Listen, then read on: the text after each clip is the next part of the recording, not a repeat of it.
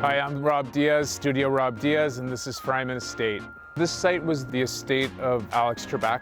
We purchased it 4 years ago. The property spans 300 feet wide, and the buildings and pavilions are separated by steep A-frames and center deck sections. It's surrounded by trees. Let's go inside and check it out.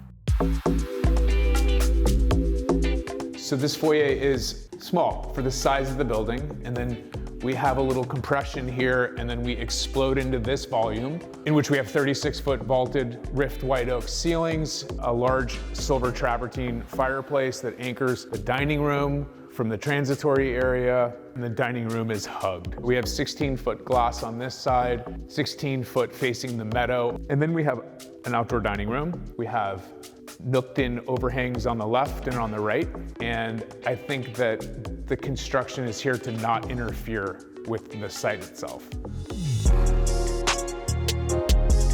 We have the daily living room. This is part of the primary kitchen, and then we have another service kitchen behind the kitchen. This wall is built out of rift oak. The sofa design is hugging the wall, so it's a large space, but it still feels intimate. And this room was built with the pool on center of the room. So we have an 80-foot lap pool. The water extends all the way up to the other side of the property. We have no recess lights. And so we've used patinated brass task lights throughout the home. And then we have installations like median discs, and they're just here to tailor and frame in the artwork. We're back in the foyer.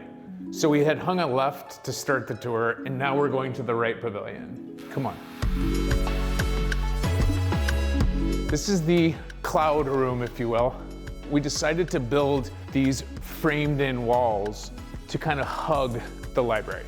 The interaction of these ethereal lights kind of on you. Even the furniture here, the chairs are hugging you. This daybed from Stall and Band is hugging you. It's comfortable, it's approachable, and yet I still think it's very refined. We're on the other side of the property. This side primarily features sleeping quarters. We have this den and bar area. This is where you're gonna come, crack a beer, watch the game, and it's an intimate space. So we're gonna make our way into the primary suite. It's the entire second floor on the left pavilion. I think the language of the house is serene. As we make our way into the primary suite, the walls are done in clay and white oak, and Anna Carlin's silk mulberry sconces flank the bed. As we leave the sleeping quarters, we're now into the primary closet. As you cross the threshold, we have a sitting area, we have a bar, and the closet goes down 27 feet. We make our way into the primary bathroom. We have a departure here from wood into understated honed marble. And so this whole back wall was built out of marble block. The positioning of this bathtub is directly facing 150-foot redwood trees. And there's a deck beyond. It feels perfect.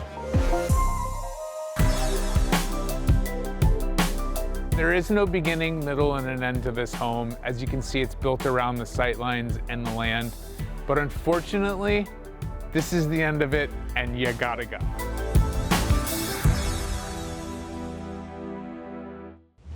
Can't get enough of these breathtaking homes? Hit that subscribe button for more open house coming your way.